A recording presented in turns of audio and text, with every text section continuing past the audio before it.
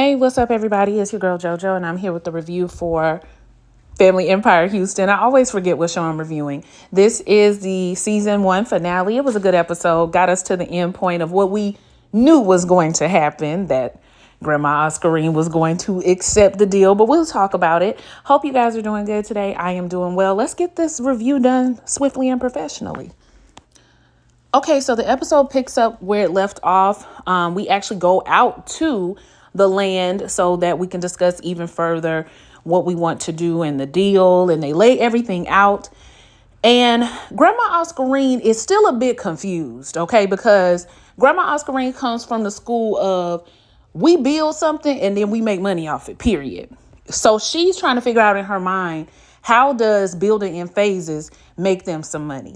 And so they're a little bit confused. The G2s, am I saying it right? The G1s and Grandma Oscarine, they need a little bit more clarity. And so Nicole and Shelton, between the two of them, they're able to give them a bit more clarity about how the value is going to happen. It's a big project. This ain't back in the day. So we break it down into phases. We make money off of it. We get a loan from the bank first.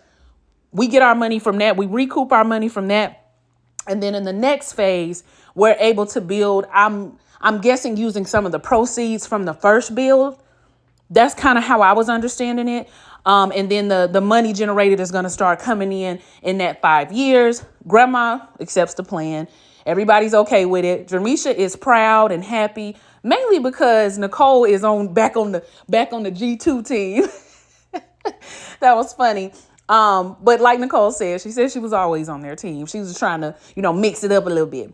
And they're going to do it. And we knew they were going to do it. This is what they've been talking about all season, just to get to this end point right here. I'm happy for them. I think it's great. I hope that one day, I don't know about building homes, but I hope that one day I'm able to do something with my family that we can collaborate on and make some money. Because, child, what's the point of having the land?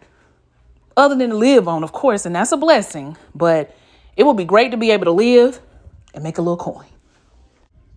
Then we see Nicole and Big Larry and Little Larry, Larry's daddy. They're all having a conversation. I thought that Nicole's daughter coming in, when Nicole asked about that math test, and her daughter was like, "I don't know, Mom." I said, she got a little bit of that sassiness of her mom. But it wasn't disrespectful, but her tone was just like, "Why you asking me about this math test? I just took it. I don't know how I did."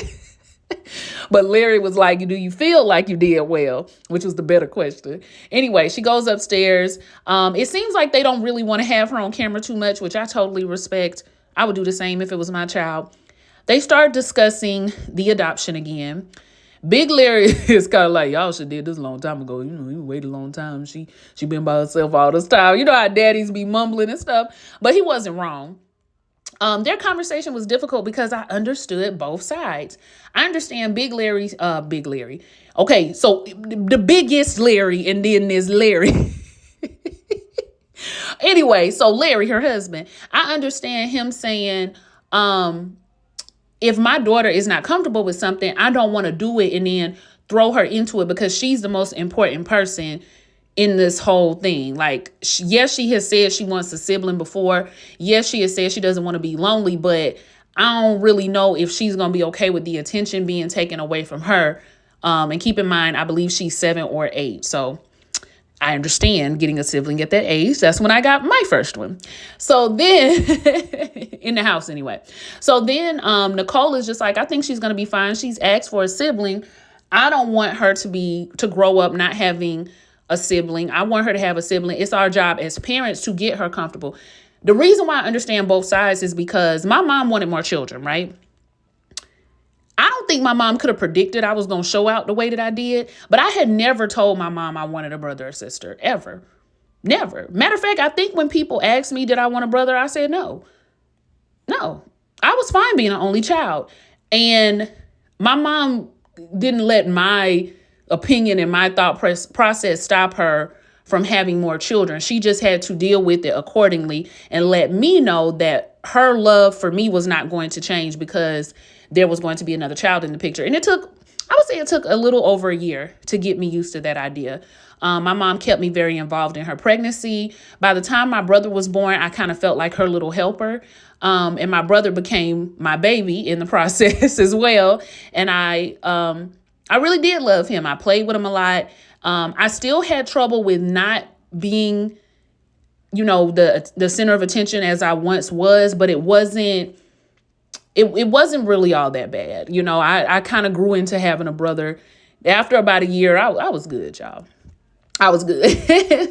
And I'm sure her daughter would be too. But Nicole thinks she's not good with the idea because she's thinking about her mom being pregnant. I don't think that's what it is. I really do think if you talk to her, she probably will tell you. I remember the first words out of my mouth when my mom told me she was pregnant. I said, nobody's going to love me anymore. And she was like, what? She thought I was going to be excited. So she started crying too, y'all. She was so shocked that I would say that because she never knew that was my thought process. So I would like them to sit down together with her and get a hold of what her actual thought process is around it. She is 7, so her understanding and levels are going to be different. So I think they should do that. But I agree with what both of them are saying. I agree that she can't not do it just because let's say they wanted to get pregnant naturally again. Would y'all not do it because your daughter didn't want to, didn't want you to? And I understand Larry's pause because this is actually an adoption, so there's already there's going to be some unknowns on top of the fact that she might not be ready to have a brother or sister. You get what I'm saying? So I understood both sides. I don't think their marriage is ready for them to adopt. I don't think their marriage is ready for them to have any more children. And I respect Nicole for saying the reason why we didn't do this a long time ago is because our marriage wasn't ready. I respect that. I like when women take control of their birthing in that way. But I still don't think they're ready. I still don't think they marriage ready. I really don't. They to me are not connected at all. Maybe it's just a TV that makes it look like that, but they just don't seem connected as a married couple. And lastly, I wanted to say, you can't let your children be the boss of your household. Now, y'all two got to make the decisions. Keep that in mind. Yes, you do what's best for the child. Yes, but I know some people who grew up running their house, and they are not. They are hard people to deal with and be in relation with. And I'll just leave it at that. Anyway, let's move on. What did y'all think about that scene? I'm not gonna lie, y'all. I had a bit of regret about the way I went in on Frank Bubba last week because I'm like, girl, this is somebody's father. And how you gonna go in on that man like that? But listen, I done went off on plenty of people, mama and daddy on JoJo's channel. Let me not say I don't care, but my care levels are real, real low. They real low. But I'm going to try to do a little bit better this week. But if any of the Bradens are watching, I just want to let you know I'm about to go off on y'all mama/auntie respectfully. Disrespectfully. Okay, let's talk. So Joy comes over to the Momo's house and they are discussing the situation that happened. Now, Momo says she is the baby of the family. I don't like when people call adults the baby. My baby brother, my baby sister. They ain't no damn baby. These is full grown, full titty, full breasted women and men. But anyway, she's the youngest of the family. However, she still doesn't want to be disrespected, and she don't want nobody to be misunderstanding her. She don't like the way Jaquita approached her about the situation with their mamas. So she's having Joy come over, and I know I was saying Joyce. I was saying Joyce because I heard some of the aunties saying Joyce, so I was confused. But anyway, Joy, her mother, come over so they can talk about it, and she kind of gets into the conversation of where she wants to know how her mom feels. She says that she just really wishes that it didn't even have to come up. She didn't want to talk about the situation, and she feels like Keisha should be able to put it all behind her. Now, Momo does say, now I don't agree. I don't think she should put it all behind her mom. I think she should be able to lay it on the table if she wants to. But at the time, I was very protective over you just like me. Like, you're very protective over me. And I can tell they probably have that relationship. She even says sometimes her mom's so protective, she try to tell her what she gonna do and what she not gonna do. And usually with your youngest, you do have that kind of relationship, right? Like my sister, I think my sister would ride with my mama completely, even if she was 100% wrong. Me, on the other hand, I'm gonna tell my mama she wrong, but I'm still gonna support her. You get what I'm saying? So I can see how they might have that relationship. It's different with your baby, your youngest. Look at me participating in the foolishness. So then after that, they started discussing what had happened, back in the day. And Joy tells her, listen, Keisha's mama decided to have a child with someone who was already in a relationship. We was already living together at the end of the day. So that is a decision. She was innocent, but her mother put her in that situation. Well, her mama and Frank, I think she threw Frank in there too. They put her in that situation. She was innocent, but they made those decisions. Then she goes on to say she don't really know how she feel about Keisha. She was fine with her being upset and all of that, but she cursed at Frank. She cursed at her father. And at the end of the day, that's your parent. And she just don't have no respect for that. She looked at her differently after that. Really, Joy? That's it, huh? You think you nickel slick, but I got your penny change. Okay, let's just break this down real quick. You was living with a man, so you don't mind shacking up. You got pregnant by this man, so you don't mind shacking up and getting pregnant before you get married. You was dealing with a man who was clearly having sex with another woman at the same time that you were pregnant, so probably exposing you to possible STDs and all kind of other things. So you don't mind a man that is a philanderer and would put your body at risk. You don't mind a man having a child on you, obviously, because you did find out about that child. And I don't know if you guys were already married or not, or if you proceeded to marry him. You stayed with a deadbeat because you knew he wasn't taking care of his child for several years and was probably delaying getting the DNA test. But cussing at your parents is where you draw the line. That's disrespect that you just can't understand. You can't understand that level of disrespect. Did you understand the disrespect that was going on in your relationship? You didn't draw the line on none of that. But Keisha cussing at her daddy, that's where I draw the line. I ain't got no respect for that. If you don't sit your ass, matter of fact, stand your ass up because you already sitting down. You don't deserve to sit with this kind of foolishness. You ain't never liked that girl. She is always a reminder of the pain that you experienced. She is always a reminder of that flaw in your family that Bubba did. And I think you pissed off at him too. I think you be looking at him like you a sorry mother. But we here now and I got these kids. So, you just went through it. You just went ahead and suffered through it.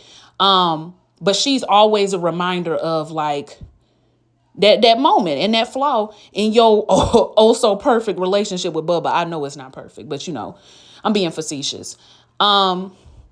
She's just a weird woman. She's a weird woman. She's a bitter woman. Talking about, I got joy like my name. You don't have no damn joy. You don't have none. There's no way that you can have it. Not holding on to things like this. And then we'll talk about that woman. That woman ain't even here on earth no more to defend herself.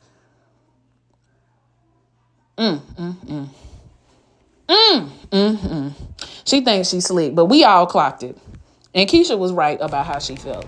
That woman ain't never liked her. What was funny about this scene is that you actually could see Monet trying to get her mama to revise her answers. Like, okay, mom, but what about this? Okay, mom, but what about that? Like, you could visually see her trying to help her mama out to make her mama look better, but her mama don't give a damn because she don't care. She don't care about looking better. She don't care about what she's saying. She doesn't care about making anybody feel bad. She mean what she say. So don't try to make your mama look like something she isn't. She's standing in what she said. I can't do nothing but respect somebody, even if it's a mess. You go ahead, tell how you really feel. And she did. All right, next up we see Auntie Jackie coming to visit Caramel and Keisha in their new home. They're getting everything settled in. I see Keisha's son. Caramel also has 2 children of her own, so they have a blended family. He comes down to get his mattress and he refuses help. He gonna drag it up the stairs himself. And then Auntie Jackie comes and just blesses their home with a nice little gift. They talk about the situation at hand. Auntie Jackie comes in with that whole, oh, we hope that you can get it right with Bubba, get it right with Frank, because that is your only parent and you only got, tomorrow's not promised and all of that. Listen, see, this is why I respect Gen Z. And shout out to the millennials and the zennials and the Gen X's too. I'm not leaving y'all out because I know y'all don't play around either. We helped usher it in, right? But I'm going to tell you, Gen Z will cut your ass off for less. They will tell you, well, I don't like the way my parents raised their voice at me on Wednesday. It triggered me. And so I've decided to go no contact. They don't play around. You got one time to disrespect them. Now, they might have some social issues. I don't believe them babies is getting out the house much and they don't got no friends. So I'm a little worried about them. But they don't play around when it comes to their respect. And I think a lot of the older generation grew up with family is everything. Blood is thicker than water. It doesn't matter what happens. We always family. No matter what happens, that's always your mama. That's always your daddy. And you don't want to have no regrets. Let me tell you something.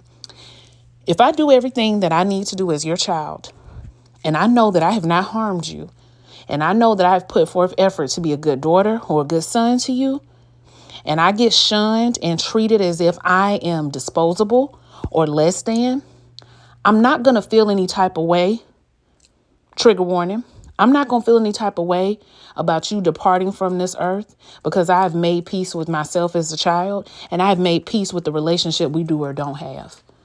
So when you leave this earth, that's for you to take up with God. Don't mean I hate you. Don't mean I don't forgive you. But my boundary is we're not going to have that type of relationship, parent or not. That's where we at with it. So y'all better get with it. Y'all better get with it and stop all that guilt tripping. Because we ain't asked to come here. What I call this a ghetto ass housing project.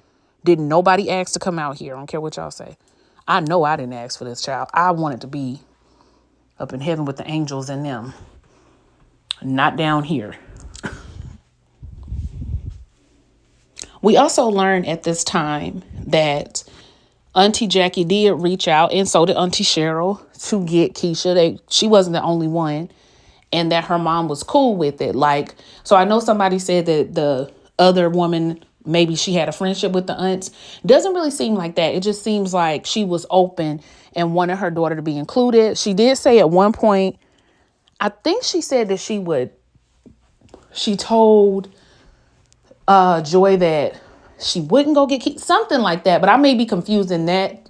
I may be confusing two different scenes, but she wasn't the only one that went to get Keisha. Her mom was cool with everything, wanted Keisha to be included, was easy going about the situation. Keisha said she don't really have a lot of regrets about how she handled herself, and I don't think she should. It was high time somebody cussed Bub out, daddy or not. Later, we see Jamisha and Jaquita meeting up, talking about the luxury brand and things they're going to need for it, and pictures they're going to need to be taken, video that's going to have to be recorded. And y'all, I feel uncomfortable for what I'm about to say, but I think I need to say it. What's the deal with Chris? What's his deal? I don't want to think I don't want to think he's lazy and shiftless, but it's given a little bit of lazy and shiftless. Jaquita's talking about possibly wanting to have more children, wanting to expand. Jaquita says that she wants to live a comfortable lifestyle and be wealthy. And baby, I do too. I understand where she's coming from. And later on, we hear her husband say they are on the same page with their goals, but I don't know if I believe that. Because when Jaquita says they're holding off on having a baby again, I like the way these women take control of their reproduction. Listen, if it ain't a good time to have no baby, we not having no baby. All right. I'm just not going to do it. I like that. But when I heard her say when real estate is slow, she's picking up shifts at the pharmacy, I really feel like she's doing what she has to do, and she don't want to badmouth Chris, but I'm trying to figure out if he's doing the same. Now, I know having one specific contract with the Braden Group is keeping him probably from making money with other real estate groups he could be shooting for. That I understand, right? So he's unsure about having this contract. He really only did it because it does help bring in consistent money, because I guess he's going to get paid like a salary or something like that. But he says He wants to be recording different type of things because the real estate thing can get boring. Okay, so what are you doing? Is he not allowed to, due to this contract with the Bradens? Is he not allowed to? Because I was under the understanding that the contract meant he can't shoot any other real estate group. But as far as anything else, he can do. Right? There's no competition if he's shooting a documentary. So I'm like, if you want to take your production thing to the top, I mean, I guess if he's on a contract, then the Braden group has to come first. But I want to say this, and I'm going to say it in the nicest way I can. It's not going to sound nice. It's going to sound offensive to a lot of people. But I feel like once you have children, all them dreams and all that other stuff you're trying to do, gone. Sorry. The best time to live out your dreams and really get your shit off the ground is when you are single with no children, or when you are married with no children. Once you have children, you go to the back. Like, yes, you have to take care of yourself enough to be able to pour into your children, but all that other stuff, it goes to the back. Because now we talking about a family. These are family goals now, not just yours. And I understand we have these things we want to do for whatever reason they maybe weren't able to happen. But Chris, you had a child even before you got with Jaquita. So not only do you have a family, you got double, triple the responsibility. Because there's another child as well that you got to be responsible for. So I understand what he wants to do, but we need to bring some money into this household. And if that ain't making no money, then it might not make any sense. I'm sorry. There's always things. I wanted to be the next Whitney Houston, but I got bills to pay. I can't just go off and start singing. I could, but who gonna pay these bills, you know? So I don't want to call him lazy, but I'm concerned about his ability and drive to work and bring home the same vision that Jaquita has. What y'all thought? Tell me. Y'all tell me if you're seeing something else. Lastly, we learned that Nicole has the Braden group has been selected to be the realtor for the luxury client that they had last week. You know, the current football player. I don't think it's even former. This is a huge property. They got to stage it. They got to get it ready. They got to spend a lot of money to get it done. They invite the family out because it's a big event for them. They're really excited. Everything looks nice. Everybody looks nice. Jaquita and Monet get to have a conversation and kind of bury whatever beef they had between them. They doing the whole, we family at the end of the day. We ain't got no choice. You got a choice, but I got you. Cool. They patch everything up. We see that evil ass Joy and Bubba come in there, and Joy takes pictures, of course, with Monet and Nicole only. Keisha's just looking. I mean, I think she did it all. I think Joy did it on purpose, because even Monet was like, "Do you want Keisha to come over here?" And she's just like, "Nope, just y'all two."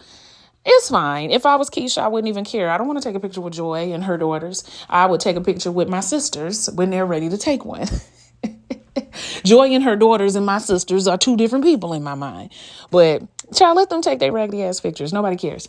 So anyway, Keisha takes some pictures with her aunties, and everybody just continues to enjoy the night. And of course, we end the show off with everybody just talking about how wonderful the family legacy is, how excited they are to start this project, how excited they are to start the luxury brand. We see Nicole talking. Nicole is on the edge of a mental breakdown. I'm concerned for her. Every time she get in a confessional, she shaky voice crying like, "Girl, are you okay?" And this is why I say they not ready. They not ready for no adoption. She not ready. The marriage not ready. The baby not ready. Ain't nobody ready. But I think I think that she is holding a lot of things in. I think Keisha is on her way to healing because she's letting a lot of her stuff out. And Nicole, I would advise you to do the same, baby. I would advise you to do the same. Jermisha seemed to be cool. Her marriage seemed to be cool. Family seemed to be cool. Happy for her. And I hope Jaquita, Chris, come on now. You want some more babies and all of that? It requires funds. It requires money. But other than that, I'm happy to see, I will be happy to see the show come back. I've enjoyed watching it this season. I am still going to review the Braxtons. The Braxtons has been a drag though. Like it has been painful to get through. It's just not, I don't want them to have drama or anything, but even when the sisters are together, it don't feel fun or anything. I don't know. We'll see if it gets better. But what did you guys think about this video? Don't forget to follow me over on TikTok. I'm still learning TikTok, y'all. Y'all know y'all auntie JoJo is not young no more.